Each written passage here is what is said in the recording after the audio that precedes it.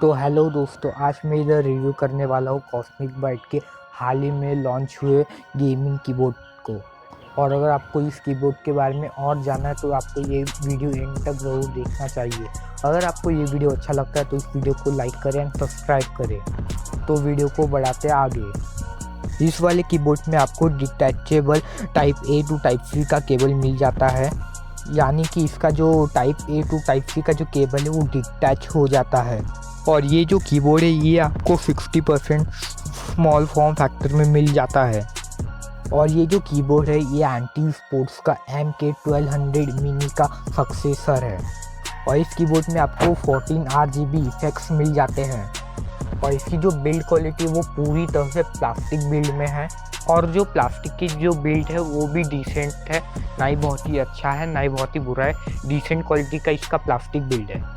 और इसलिए ये जो कीबोर्ड है ये बिल्ड क्वालिटी में थोड़ा सा डाउनग्रेड लगता है मुझे। और अगर मैं बात करूँ इसकी कंपैटिबिलिटी की, ये कीबोर्ड है तो इसका ये मतलब नहीं कि इसे PC में कनेक्ट हो जाएगा। ये यूनिवर्सल कंपैटिबल है।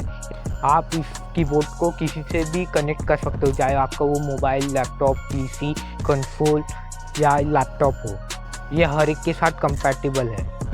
और इसमें आपको 2 वेरिएंट्स के कलर बटन्स मिल जाते हैं, blue switches and red switches. और ये आपके ऊपर डिपेंड करता है कि आपको कौन से स्विचेस के लेने हैं, वो ब्लू या रेड। और अगर मैं बात करूँ इसकी प्राइसिंग की, ये आपको अमेज़ॉन पे 1200 रुपये का मिल जाता है और ये स्टॉक में भी है, यानी आप इसे आराम से ले सकते हैं। और ये आपको इजीली अवेलेबल भी हो जाता है।